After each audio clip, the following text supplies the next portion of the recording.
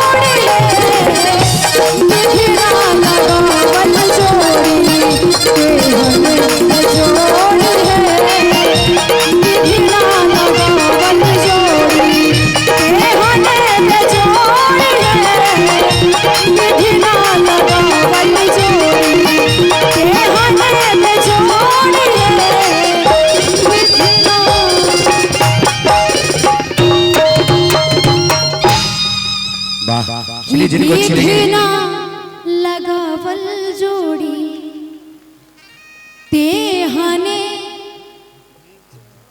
बेजोड़ है, विधना लगावल जोड़ी। वाह। और इस गाने पे खुश होकर